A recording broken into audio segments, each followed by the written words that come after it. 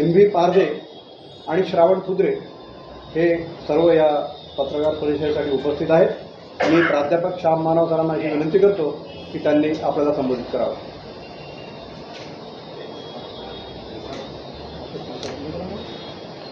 प्रिय मित्रांनो, अभिव्यक्ती स्वातंत्र्याचे आपण सगळेच्या सगळे दूत आहात, पहारेदार आहात। किमान ज्या पद्धतीची पत्रकारिता मी शिकलो, सरांनी शिकवली, माझे ते टीचर राहिलेले आहेत, त्यामध्ये पत्रकार हे अभिव्यक्ती स्वातंत्र्य जपणारे, त्याचा अतिशय उत्तम पद्धतीने उपयोग करून घेणारे आणि या नात्याने मी तुमच्याशी संवाद साधण्याचा प्रयत्न करतो आहे। लोकसभेसाठी संविधान बचाव, देश बचाव आणि लोकशाही पुढील आव्हाने या पद्धतीचं अभियान घेऊन लोकसभेच्या निवडणुकीच्या आधी विदर्भभरामध्ये 35 सभा घेतलेल्या होत्या। त्यावेळेस हाच विषय मी अतिशय प्रभावीपणे मांडत होतो। आता आपण ज्या सभा घेतो आहोत विधानसभेच्या आधी, त्या संविधान बचाव महाराष्ट्र बचाव या अभियानांतर्गत सुरू आहे। ज्या ज्या ठिकाणी सभा झाल्या त्याची लिस्ट तुमच्या पुढ्यामध्ये दिलेली आहे। 29 सभा आतापर्यंत झालेल्या आहेत। त्यामध्ये हाच विषय मी मांडतो आहे।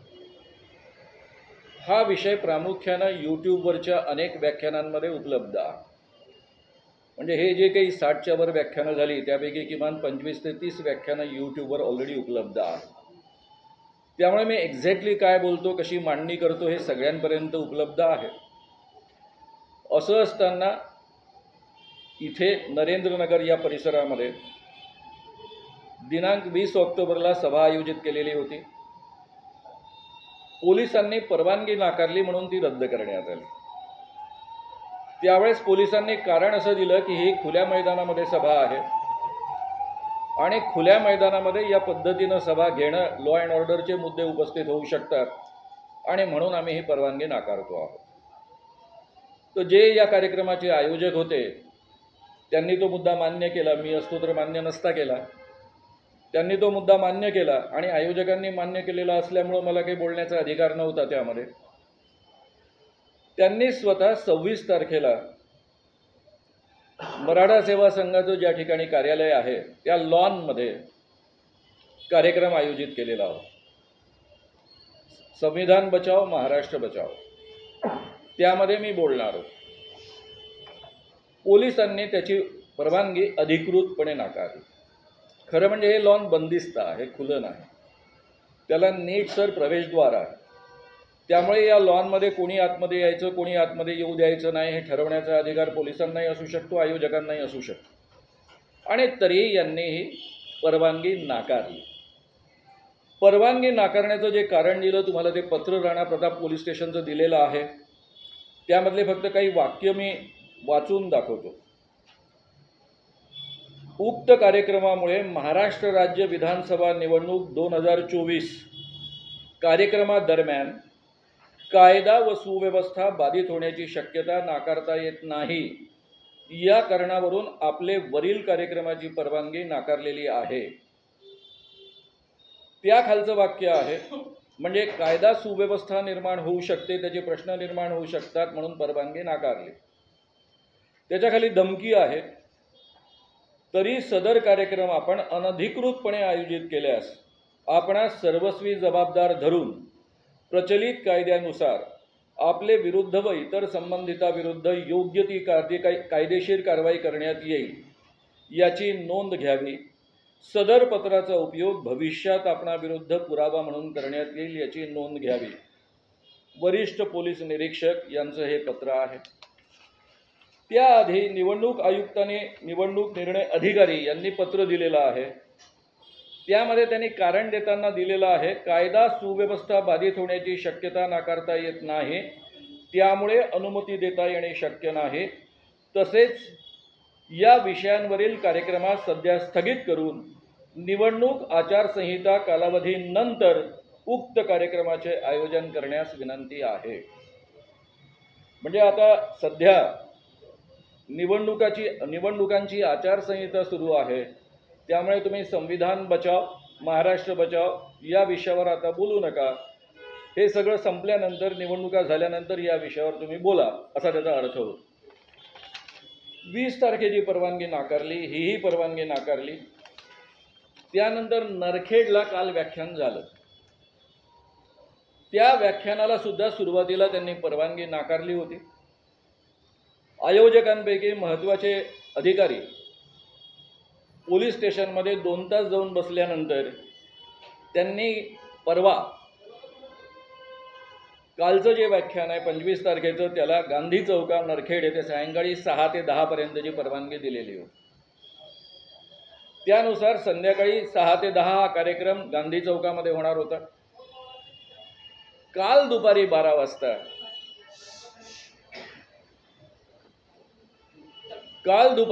वाजता त्यांनी आम्हाला कळवलं की तुम्हाला खुल्यामध्ये कार्यक्रम घेता येणार नाही, हॉलमध्ये घ्यावा लागेल. 12 वाजता कळवल्यानंतर धावपळ करून तिथल्या संयोजकांनी एका हॉलमध्ये कार्यक्रम गेला, तो व्यवस्थित पार पडला. ही कालची नरखेडची गोष्ट आहे. त्या पोलीस स्टेशननी पत्र देताना जे काही मुद्दे सांगितले त्यामध्ये 2 मुद्द्यांकडे माझं तुमचं लक्ष वेधून घ्यायचं आहे.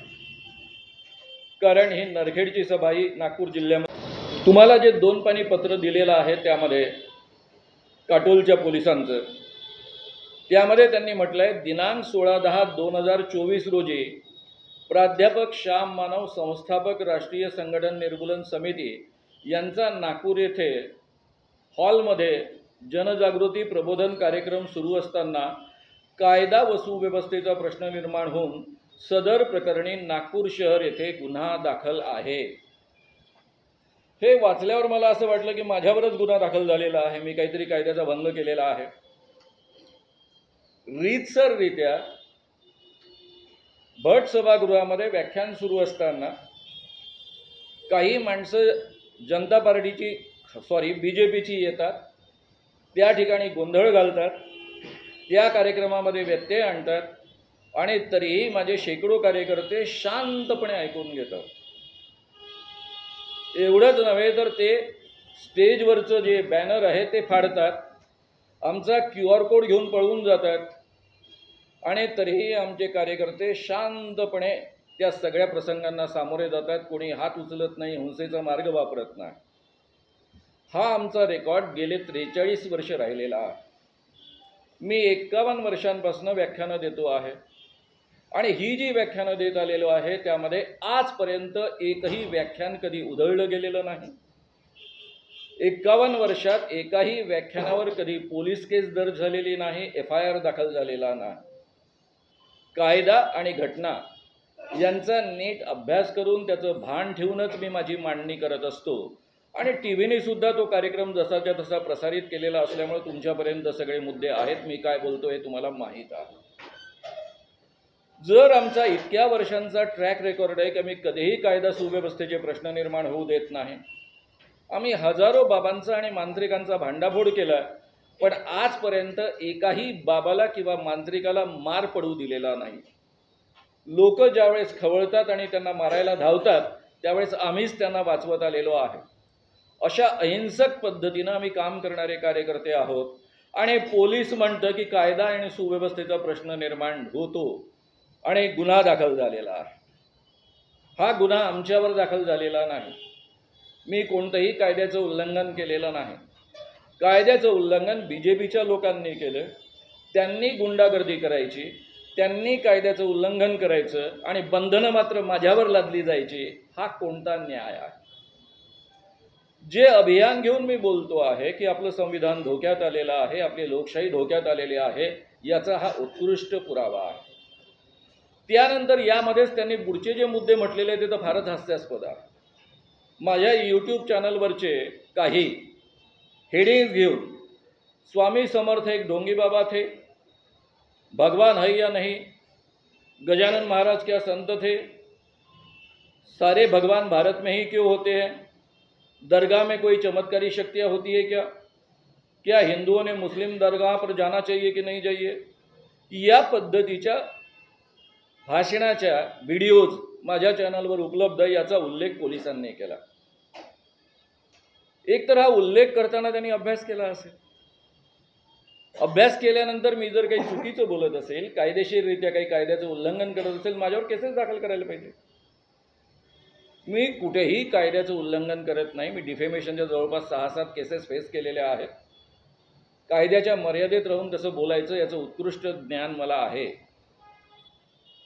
उलट हे जर व्याख्यानं त्यांनी ऐकली असती तर या ठिकाणी ती नोंदवण्याची हिंमत पण केली नसती. या सगळ्यांचा उल्लेख करून तुमचे कायदा आणि सुव्यवस्थेचे प्रश्न निर्माण होऊ शकतात. म्हणून माझ्या सभांना परवानगी नाकारण्याचं कारण काय, हा माझा साधा आणि रीतसर प्रश्न आहे. प्रामुख्यानं 20 तारखेचं व्याख्यान रद्द करणं, 26 तारखेचं व्याख्यान रद्द करणं आणि हे दोन्ही व्याख्यानं ज्या ठिकाणी होत आहेत ते ठिकाण म्हणजे प्रत्यक्षामध्ये देवाभाऊचा मतदारसंघ आहे. आता तुम्हाला आचारसंहिता लागू झाल्यानंतर कुठे कुठे व्याख्यानं झाली याचाही मी उल्लेख करून टाकतो. एक व्याख्यान झालेलं आहे 16 तारखेला. ते प्रत्यक्षामध्ये तुम्हा सगळ्यांना ज्याची कल्पना आहे सुरेश भट सभागृहामध्ये झालेला आहे. 17 तारखेला सडक अर्जुनी गोंदियाला झालेला आहे. 18 तारखेला उमरेड जिल्हा नागपूरला झालेला आहे. त्या व्याख्यानाच्या आधी तिथल्या DYSPने मला नोटीस दिली. त्या DYSPने नोटीस देत असताना मी त्यांना म्हटलं, माझा 51 वर्षाचा रेकॉर्ड आहे, माझ्या व्याख्यानामध्ये कधीही कोणती गडबड होत नाही, कायदा सुव्यवस्थेचे प्रश्न येत नाही, मी कधीही कायद्याचं उल्लंघन करत नाही, मला ही नोटीस तुम्ही का, की आम्ही सगळ्यांनाच आचारसंहितेमध्ये नोटीस देतो. म्हटलं ही नोटीस उद्या देवेंद्र फडणवीस यांचं व्याख्यान जर उमरेड परिसरामध्ये झालं तर तुम्ही देणार का? त्यावर त्या म्हणाल्या की मी देईन, कायद्यानुसार त्यांनाही नोटीस देईन. जाहीर भाषणामध्ये या गोष्टीचा मी उल्लेख केला होता आणि कौतुक केलं होतं. कायदा जर सगळ्यांकरता समान वापरला जात असेल तर त्याची माझी बिलकुल हरकत असण्याचं कारण नाही, मला नोटीस द्यायला पण काही कारण नाही. ठीक आहे, तुम्हाला एक कायदा आणि सुव्यवस्थेची काळजी म्हणून, पूर्वतयारी म्हणून तुम्हाला नोटीस द्यावीशी वाटते द्या, पण ती मला तुम्ही देणार आणि बाकीच्यांना देणार नाही हे मात्र चालणार नाही. त्यानंतर 19 तारखेला कोंढाळीला व्याख्यान झालं, 22 तारखेला पांढरकवड्याला व्याख्यान झालं. ही सगळीच्या सगळी व्याख्यानं हॉलमध्ये झाली. 23 तारखेला घाटंजीला ओपन चौकामध्ये व्याख्यान झालं. 25 तारखेला नरखेडमध्ये काल पुन्हा बंदिस्त हॉलमध्ये झालं. जे नियम गोंदियात लागू होत नाहीत, जे नियम यवतमाळ जिल्ह्यात लागू होत नाहीत, ते नियम नेमके नागपूरमध्ये कसे लागू होतात, हा माझा साधा आणि डायरेक्ट प्रश्न आहे. त्याचं कारण असं आहे की प्रत्यक्षामध्ये नागपूरमधले जे निवडणूक अधिकारी आहेत आणि चीफ कलेक्टर असतात हे कोणाच्या दबावाखाली वागतात, कोणत्या अधिकाराखाली परवानगी नाकारत आहेत. मी त्यांना एवढंच सांगू इच्छितो की तुम्ही देवेंद्र फडणवीस यांच्याकडनं पगार घेत नाहीत, BJPकडनं पगार घेत नाहीत. हा पगार तुमचा भारतीय जनता देते. कलेक्टरपासून, निवडणूक अधिकाऱ्यांपासून, पोलीस अधिकाऱ्यांपर्यंत जे अधिकार तुम्हाला प्राप्त झालेले आहेत ते भारतीय राज्यघटनेमुळे प्राप्त झालेले आहेत. ते BJPनं तुम्हाला दिलेले अधिकार नाहीत, देवेंद्र फडणवीसांनी दिलेले अधिकार नाहीत. आणि उद्या जर सरकार बदललं तर तुम्ही काय करणार आहात? आणि सरकार तर बदलणार आहे, जनतेनं ते ऑलरेडी ठरवलेलं आहे. आणि तुमच्या ह्या कृतीमुळे तुम्ही आणखी खोलामध्ये जाता आहात. हे जे बदललेलं सरकार असेल ते जर तुमच्या कृत्याचा उद्या हिशेब घ्यायला लागलं तर तेही भान डोक्यामध्ये असू द्या. तुम्ही जनतेचे सेवक आहात, देवेंद्र फडणवीस किंवा BJP भारतीय जनता पार्टीचे सेवक नाहीत. हा मुद्दा त्यांना मला सांगायचाच आहे. खरं म्हणजे ज्यावेळेस भट सभागृहामध्ये हे प्रकरण घडलं त्यानंतर अभिव्यक्ती नावाचं एक चॅनल आहे यूट्यूबवर, त्यांनी एक व्हिडिओ केला. त्यामध्ये देवेंद्र भाऊंचा एक व्हिडिओ ऐकवलेला आहे. तुमच्या जर तो लक्षात आला नसेल एरवी तर त्याबद्दल तो ऐकावा अशी माझी तुम्हाला विनंती आहे. देवेंद्र फडणवीस असं म्हणतात, माझ्या आदेशाची आणि परवानगीची वाट पाहू नका, विचारू नका, सरळ ॲक्शन घ्या, प्रसंगी ठोकून काढा. हे गृहमंत्री देवेंद्र फडणवीस जर आपल्या महाराष्ट्रामध्ये बोलत असतील तर हे गुंडांचं सरकार आहे की माणसांचं सरकार आहे? हा साधा प्रश्न माझा जाहीररित्या मी विचारतो आहे आणि महाराष्ट्रातल्या जनतेलाही हा प्रश्न विचारतो आहे. ज्या महाराष्ट्रामध्ये संत ज्ञानेश्वर, संत नामदेवांपासून एक संत परंपरा चालत आलेली आहे, तुकाराम आणि गाडगे महाराज, तुकडोजी महाराजांपर्यंत, शाहू फुले, आंबेडकर, प्रबोधनकार ठाकरे यांची परंपरा या महाराष्ट्रामध्ये राहिलेली आहे, त्या पुरोगामी महाराष्ट्रामध्ये लोकशाही पायदळीत उडवणारी अशी गुंडगिरी आपण चालू देणार आहोत काय? हा प्रश्न माझ्या सामान्य जनतेला सुद्धा आहे. मित्रांनो, मी तुम्हाला या निमित्तानं एवढंच सांगेन की गुंडगिरी हे करणार, कायद्याचं उल्लंघन हे करणार, अभिव्यक्ती स्वातंत्र्याची गळचेपी हे करणार आणि माझ्या सभा नाकारल्या जाणार. या तुलनेमध्ये मी मुद्दाम सांगू इच्छितो, 1975 मध्ये इंदिरा गांधींनी आणीबाणी लादली होती. मी त्याला विरोध करून जेलमध्ये गेलो होतो, याच लोकांसोबत राहिलो होतो. त्यानंतर आम्ही जनता पार्टीचं गठन केलं होतं जेव्हा निवडणुका डिक्लेअर झाल्या तेव्हा. त्यामध्ये त्यावेळेस जनसंघ, फॉरवर्ड ब्लॉक आणि थोडंसं कम्युनिस्टांचं काम असल्यामुळे कम्युनिस्ट असं मिळून आम्ही जनता पार्टीचं गठन केलं होतं आणि आम्ही दणकून निवडणुकांचा प्रचार केला. आता मी जेव्हा तुलना करायला लागतो त्यावेळेस इंदिरा गांधी अत्यंत बलशाली होत्या. या देशामध्ये एकही विरोधी पक्ष असा नव्हता की जो 10 खासदार निवडून आणू शकेल. कोणामध्येही क्षमता नव्हती. आम्ही कॉलेजमध्ये शिकणारी पोरं, आमच्यामध्ये एखादा प्राध्यापक नमा जोशीसारखा, आम्ही चौकात सभा द्यायचो, मोठ्याल्या सभा आयोजित करायचो.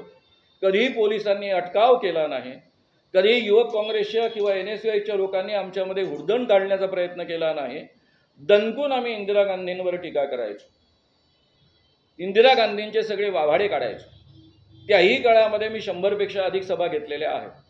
पण एकाही सभेमध्ये काँग्रेसच्या लोकांनी कधी अडवण्याचा प्रयत्न केला नाही, पोलिसांनी परवानगी नाकारण्याचा प्रयत्न केला नाही, कोणी अडचणी निर्माण केल्या नाही. सभा नाकारल्यात, या दक्षिण पश्चिम मधल्या सगळ्या सभा नाकारल्यात. तुम्हाला घाबरलेत का, काय वाटतं तुम्हाला? डेफिनेटली मला असं वाटतं. आता देवेंद्र भाऊ स्वतः डायरेक्टली घाबरले की इनडायरेक्टली घाबरले मला माहीत नाही. कदाचित असं असतं, कधी कधी काय असतं की केटलीच जास्त तडतड करत असते चहापेक्षा, असं पण असू शकतं. म्हणजे मुळामध्ये जे अधिकारी आहेत त्यांना डायरेक्ट आदेश आलेत किंवा आपल्या बॉसची काळजी घेण्यासाठी म्हणून ते असं वागतायत, याबद्दल माझ्या मनामध्ये शंका आहे. पण डेफिनेटली देवेंद्र भाऊ घाबरल्याशिवाय असं होणार नाही. कारण एवढा मोठा निर्णय, माझ्यासारख्या माणसाला जेव्हा सभांना बंदी घातली जाते तो महाराष्ट्र इश्यू बनणार, एवढं कळत नाही अधिकाऱ्यांना, असं एवढे ते दूधखोळे आहेत असं मला वाटत नाही.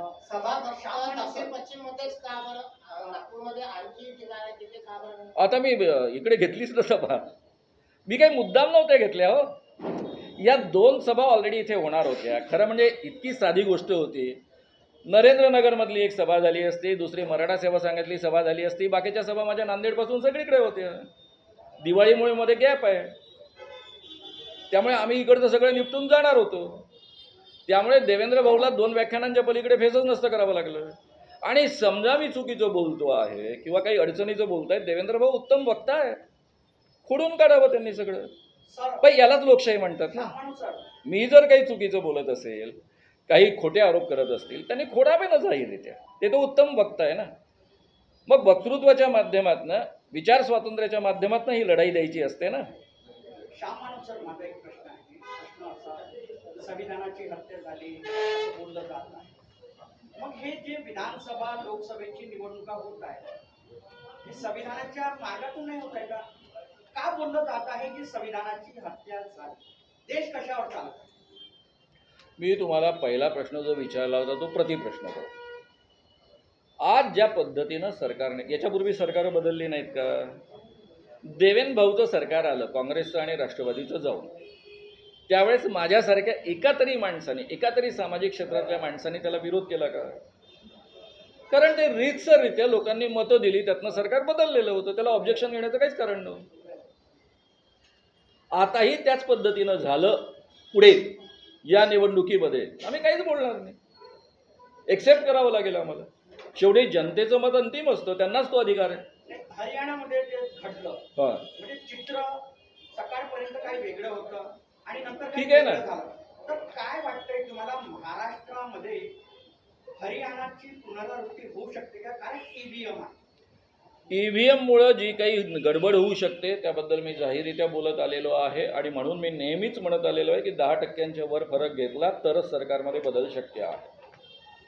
जरी तुम्हाला आकडेवारीमध्ये 10% दिसत नसले तरीही पण जे 31 सीट्स आल्या महाराष्ट्रामध्ये, जनता म्हणजे BJP आणि बाकीचे लोक वगळून त्या 31 सीट यासाठी झाल्या की जनतेने मनामध्ये ठरवलं होतं. ते काही श्याम मानव आणि 2-4 माणसांनी ठरवून होत नसतं.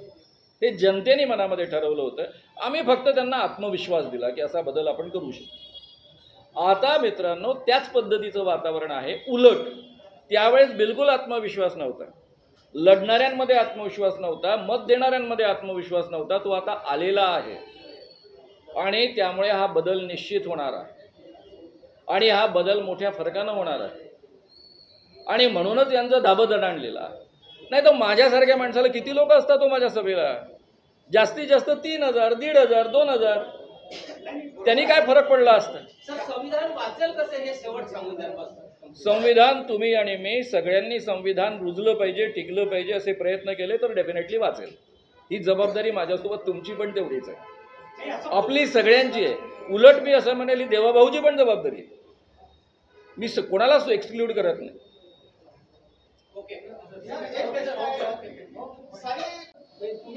जो एक त्या हे पहा सर, हे पहा तुम्ही प्रश्न विचारला, मी उत्तर देतो, प्लीज ऐकून घ्या. साधी गोष्ट आहे, मी हे आज बोलत नाहीये, गेले 2 वर्षापासून बोलतो आहे, जाहीररित्या बोलतो आहे. तुम्हीच लोकांनी ते प्रदर्शित पण केलेलं आहे. माझ्या स्वतःच्या जवळच्या मित्रांनी जो त्यामध्ये होता त्यांनी सांगितलं हे असं असं झालेलं आहे. शहाजी बापू जे म्हणाले होते काय ते झाडी काय ते त्यांनी स्वतःच सांगितलं 50 कोटी. त्यांचं वक्तव्य ते यूट्यूबवर अजूनही उपलब्ध आहे, तुम्ही ऐकू शकता. हे मी जाहीररित्या सांगतोय. मी वाट पाहतोय कोणीतरी कोर्ट केस टाकावी म्हणजे त्या मित्राला आणेन मी तिथे.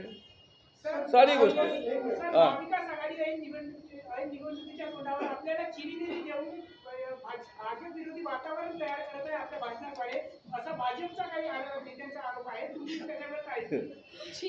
मला एक सांगा, ठीक आहे, नाही जे पेड वर्कर म्हणतायत त्यांचं म्हणणं स्वाभाविक आहे. जे बिचारे आयुष्यभर स्वतः पेड वर्कर राहिलेले आहेत, जे लोकांना विकत गेलेले आहे आणि स्वतः विकत गेलेले आहेत, ते असंच बोलणार. कारण त्यांना खात्री कशी पटणार काही माणसं प्रामाणिकपणे जीवनात काम करू शकतात. अरे मी ज्या काळात विद्यार्थी होतो, कॉलेजमध्ये शिकत होतो, एकच म्हणणं आहे की ऐन निवडणुकीच्या तोंडावरच तुमची भाषणं का, त्या निवडणुकीच्या तोंडावरच संविधान कसं काय खतऱ्यामध्ये सापडलेलं असं त्यांचं म्हणणं आहे. त्याचं हे म्हणणं आहे. त्याचं कारण ते दुसऱ्यांचं भाषण कधी ऐकत नाही, कधी वाचत नाही. त्यांना श्याम मानव चीज काय माहीत करून घेण्याची गरज पण वाटत नाही. माझं आजचं आयुष्य नाही, मी हे खूप पूर्वीपासून बोलतोय, 2 वर्षापासून बोलतोय. निवडणुकीची भाषणं हे निवडणुकीच्या आधीच होणार ना. एरवी माझी वक्तव्यच पाहिजे असतील तर माझं यूट्यूब चॅनल आहे. मी 2 वर्षांपासून ही मांडणी करतो आहे की आपलं संविधान कसं धोक्यात आलेलं आहे, त्याकरता काय केलं पाहिजे. राहुल गांधींनी पूर्ण भारतभर हिंडावं हाही व्हिडिओ मी आधी टाकलेला होता. मला जनतेमध्ये ती अस्वस्थता दिसते, सगळे लोक त्यांच्या मागे उभे राहतील त्यांची यात्रा निघण्याच्या आधी. तोही व्हिडिओ आजही उपलब्ध आहे.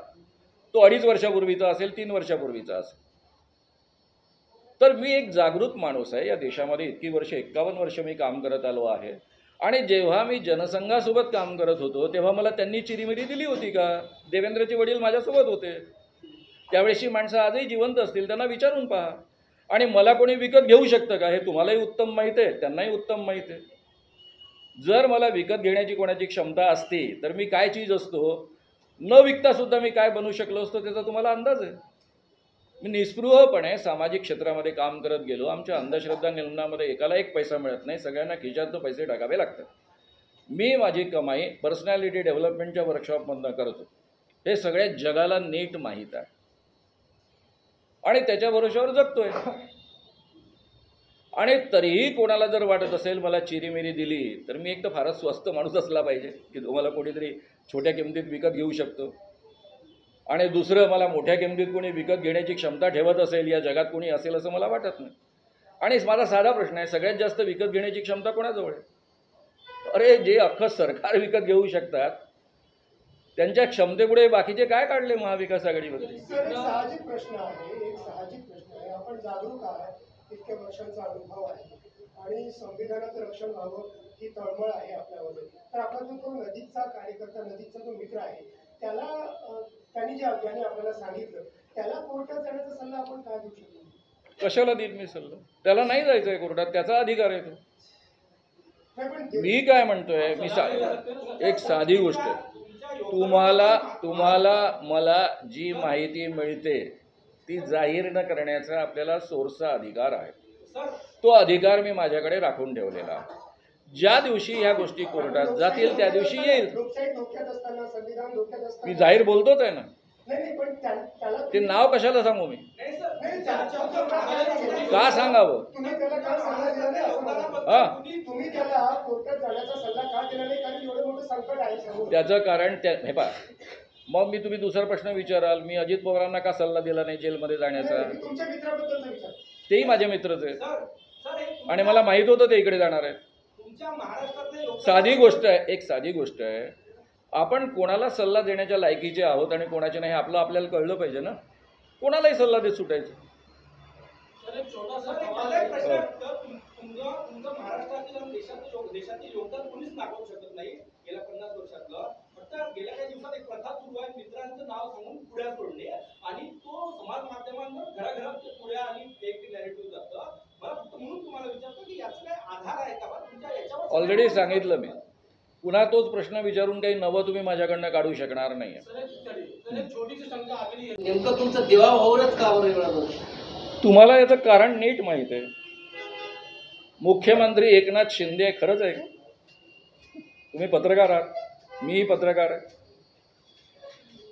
एकनाथ शिंदे मुख्यमंत्री का झाले म्हणण्यापेक्षा ते का आलेत याची कारणं तुम्हाला माहिती आहे.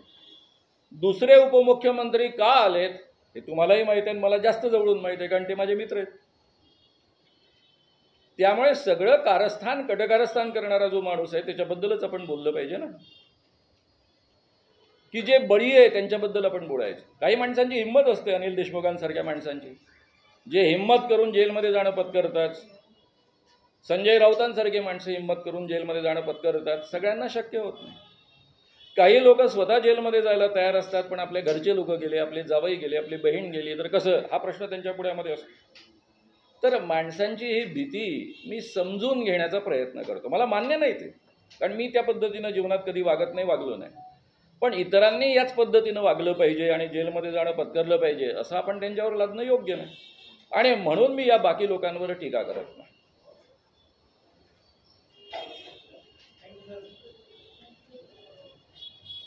आप लोग कहते हैं कि जो आपकी यात्रा आप निकाल रहे हैं मानव की संविधान बचाओ महाराष्ट्र बचाओ, तो ये सभी कह रहे हैं कि संविधान खतरे में है, संविधान खतरे में है। राहुल गांधी से लेकर के तो दिल्ली से लेकर के दिल्ली तक के सभी कह रहे हैं संविधान खतरे में है, हर पार्टी कह रही है, लेकिन खतरे में किससे है? बीजेपी से, बीजेपी आज के शासन से। और वो क्यों है, बहुत विस्तार से मैं ये बातें रखता हूँ अपने व्याख्यान में। कृपया आपने सुना नहीं होगा तो ऑलरेडी यूट्यूब पर उपलब्ध है, हर जगह सुन लीजिए। बीजेपी से कैसा खतरा? वही कह रहा हूँ, उनका जो शासन है उन्होंने पूरा संविधान लपेट कर रखकर अपना शासन निर्माण किया है। महाराष्ट्र में तो संविधान गाड़ कर खड़ा किया है।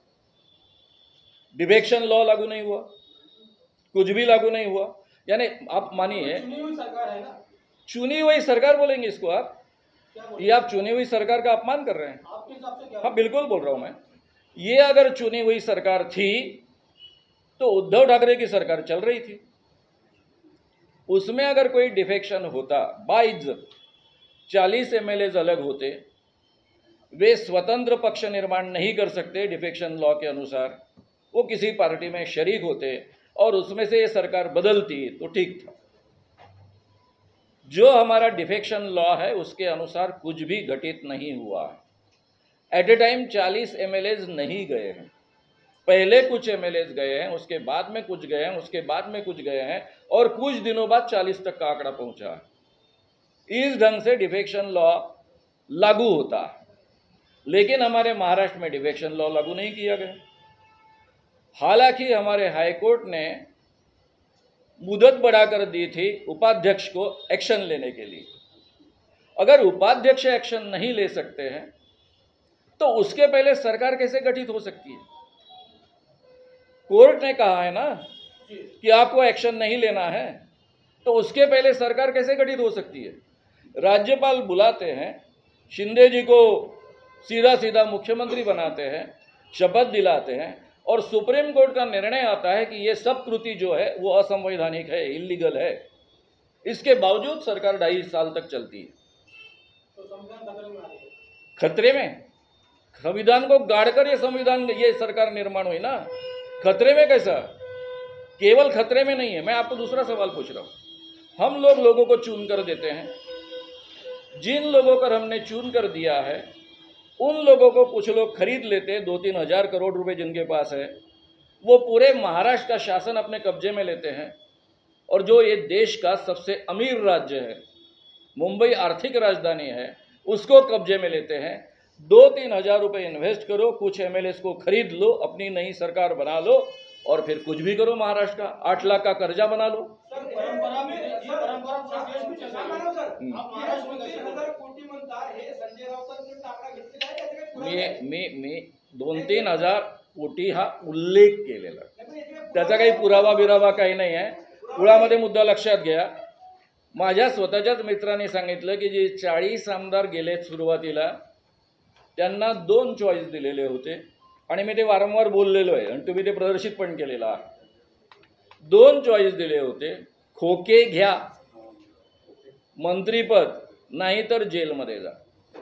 त्यामध्ये खोक्यांचे आकडे वेगवेगळे। त्यांनीच मला सांगितलं, काही लोकांना 20, काही लोकांना 40, काही लोकांना कदाचित 60। त्यामुळे तो आकडा एक नाही।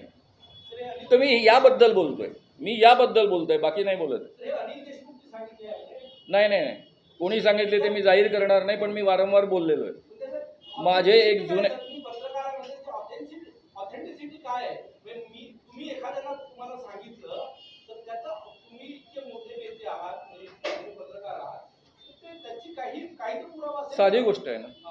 तुम्हाला वाटतं ना हा पुरावा नाही आहे, तर ज्यांना वाटतं हा पुरावा नाही आहे त्यांनी कोर्टात केस टाकावी। तोपर्यंत मी त्या मित्राचं नाव उघड नाही करू शकत ना।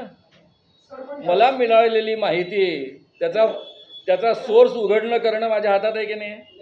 तुमच्याच नियमाप्रमाणे। तुम्ही पण पत्रकार आहात, पण त्याचा आधार मी विचारतो। मला जर या गोष्टीची, साधी गोष्ट आहे, मला जर या गोष्टीची खात्री नसती तर मी बोललो नसतो। खात्री तुम्ही कुठल्या पॅरामीटरवर ठरवली की ही खात्री आहे म्हणून? आहे ना, ज्या मित्राने मला सांगितलं त्या मित्राची क्रेडिबिलिटी मला माहित आहे। त्याने ज्या सर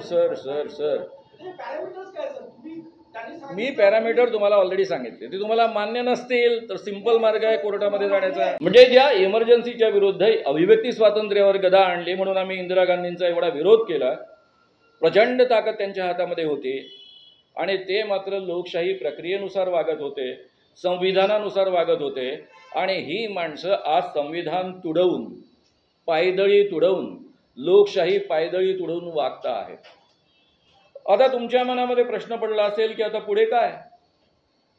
आम्ही पुन्हा शेवटची एकदा रीतसर परवानगी मागू, कायदेशीर, आणि ती कायदेशीर परवानगी जर निवडणूक अधिकाऱ्यांनी दिली नाही, हीच कारणं सांगितली, तर मी गांधीजींचा चेला आहे, गेली 51 वर्ष त्याच पद्धतीनं सामाजिक क्षेत्रामध्ये काम करत आलेलो आहे, याही पलीकडे त्याच पद्धतीनं काम करणार, आणि सविनय कायदेभंगाची चळवळ सुरू करणार, आणि मुक्काम पोस्ट देवाभाऊचा मतदारसंघ हे आम्ही करणार। केवळ मीच नव्हे, महाराष्ट्रातल्या सगळ्या सामाजिक संघटना त्यामध्ये उतरणार। होऊन जाऊ द्या लढाई। मला एवढंच या ठिकाणी बोलायचं आहे। आपण प्रबोधन करताय, तर आपण असं म्हणताय की एक विचार किंवा आजपर्यंत जे प्रशासन चालत आहे गुलामगिरीमध्ये चालत आहे का, की गुलामगिरीमध्ये कार्य करत आहे का? नाही, पहिला प्रश्न असा की आपलं संविधान जे आहे, ज्यामध्ये 4 मूल्यांच्या आधारावर ते उभं आहे, इक्वॅलिटी, फ्रॅटर्निटी, लिबर्टी आणि जस्टिस, या पद्धतीचं संविधान, एवढं संपूर्ण संविधान जगामध्ये कोणत्याच देशामध्ये नाही। त्यामुळे ते अद्वितीय आहे, मानवजातीच्या इतिहासामध्ये माणसाला सगळ्यात मोठे अधिकार देणारा आहे, नंबर 1। आज जे सरकार चालू आहे ते संविधानानुसार आणि कायद्यानुसार नाही, ही वस्तुस्थिती आहे. म्हणजे कायद्याने निवडून आलेलं सरकार सुद्धा चुकीच्या पद्धतीनं वागतं आहे, कायद्यांचा गैरवापर करता आहे किंवा कायद्यांचा सोयीचा वापर करत आहे. स्वतःच्या लोकांकरता वापर करायचा नाही. आपल्या लोकांनी किती भ्रष्टाचार केला तरी त्यांच्याकरता कायदे वापरायचे नाही. जे लोक आपल्यासोबत येतील त्यांच्याकरता कायदे वापरायचे नाही. जे आपल्यासोबत येणार नाही त्यांना धाक दाखवून आतमध्ये आणायचं, नाही तर जेलमध्ये पाठवायचं. ही जी पद्धती आहे ती संविधान मोडीत काढणारी पद्धती आहे, लोकशाही मोडीत काढणारी पद्धती आहे, ही वस्तुस्थिती आहे. इतना मामूली है क्या जिसे कोई बदल देगा? अरे भाई उम्मीद है सर आप ये कोई भी सर सिक्स मैं आपको सीधा सवाल जिससे देश चल रहा है, जो ग्रंथ से ज्यादा महत्वपूर्ण हमारे लिए, बिल्कुल नहीं, बदल देगा सर? बिल्कुल नहीं. अभी अपना हमारे प्रेस की क्या हालत है आप जानते हो, मैं जानता हूँ. उसके बारे में हम चर्चा नहीं. ठीक है, खरीद साहब जी, मेरे ज़माने में प्लीज़ मेरे ज़माने में इतना टूट पड़ते थे सरकार पर, सभी टूट पड़ते थे. सरकार पर टूटना ही पत्रकारिता मानी जाती थी. हाँ, आप शायद डिफरेंट पत्रकारिता सीखे हो तो मुझे मालूम नहीं, मेरे टीचर तो यहीं बैठे हैं. तो दूसरी बात ऐसी है, संविधान की हम बात कर रहे हैं. ईडी का जिस ढंग से उपयोग हो रहा है, जिसके माध्यम से महाराष्ट्र की सरकार बनी है, ये संविधान का पालन है. फिर इंदिरा गांधी ने कौन सा संविधान का उल्लंघन किया था? उन्होंने तो संविधान के प्रावधान का ही उपयोग किया था ना. फिर क्यों ये बीजेपी वाले आज के जो है, जो जनसंघ था तब, क्यों ये जनसंघ और बाकी हम सब लोगों ने उनके खिलाफ काम किया? उन्होंने तो संविधान के प्रावधान का ही उपयोग किया था, इंटरनल इमरजेंसी. हमारा संविधान इतना छोटा है कि अब वो उसे बदल देंगे वो? अरे बदल देंगे नहीं, ऑलरेडी उन्होंने उसको न बदलते हुए उसको पूरी तरह से कॉम्प्रोमाइज किया है. ये ईडी की सरकार क्या चीज है? ईडी का कानून इटसेल्फ संविधान के खिलाफ है. आप किसी को भी पकड़ोगे, जेल में रख दोगे, अगर वो गलत है तो वो क्यों नहीं हटा अभी तक का कानून? क्यों गलत तरीके से लोगों को इस तरह से प्रयोग किया जा रहा है? बंदी लावली आहे, तुमची जी व्याख्यानावर बंदी लावली आहे, तुम्हाला असं वाटतं का तुमची जे संविधानिक अधिकार आहे त्याचं हनन होत आहे? आणि दुसरी गोष्ट अघोषित इमर्जन्सी आहे, मागच्या दरवाजाने इमर्जन्सी ठोकल्या जात आहे असं तुम्हाला वाटतं? बिलकुल, तुम्ही माझ्या तोंडातले शब्द उचलले त्याबद्दल धन्यवाद. प्रत्यक्षामध्ये ज्या पद्धतीनं आज माझ्या भाषणावर बंदी घातली जाते, माझ्या भाषणातनं कधीही लॉ अँड ऑर्डरचे मुद्दे उपस्थित होत नाही. मी कोणाबद्दलही विद्वेषानं बोलत नाही, कोणाला पेटवत नाही. माझी सगळी भाषणं उपलब्ध आहे. मला जी मांडणी करायची असते ती सुद्धा मी अतिशय बॅलन्स करत जातो.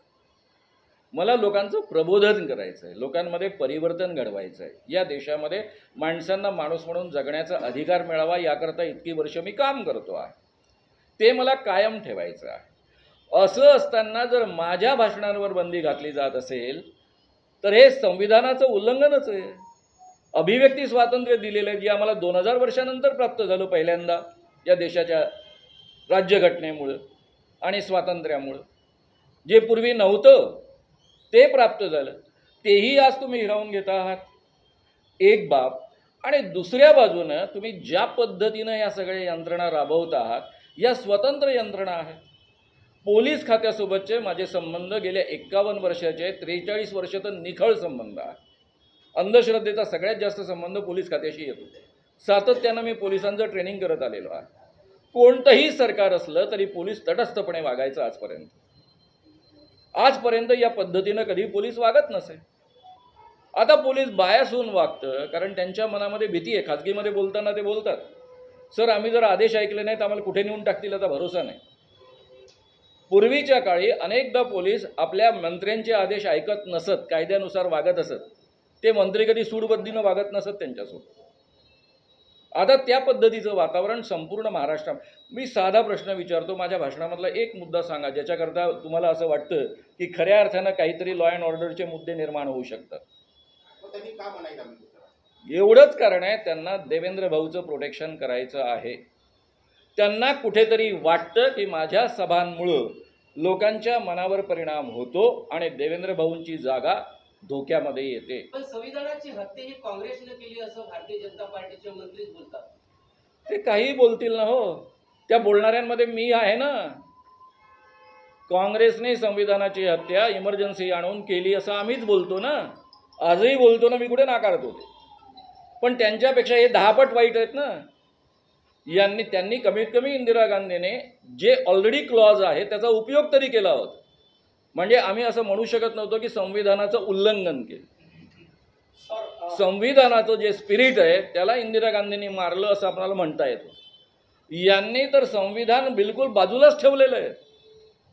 ज्या पद्धतीनं जेलमध्ये माणसांना भरतात, ज्या पद्धतीनं सभांना परवानगी नाकारतात, ज्या पद्धतीनं यांचे कार्यकर्ते येऊन हुडदंग माजवतात, आपले विचार मांडणाऱ्या लोकांना वेगळ्या पद्धतीनं वागवतात,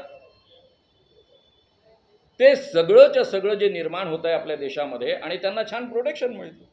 तुम्ही जेलमध्ये जायला तयार आहे का? मी जेलमध्ये जायला नेहमीच तयार आहे. हा काय मुद्दा झाला का? नाही आता समजा तुम्हाला परमिशन नाही तरी तुम्ही व्याख्यान देता. मला तर एवढं न कळणं इतका मी दूधखोळा आहे का?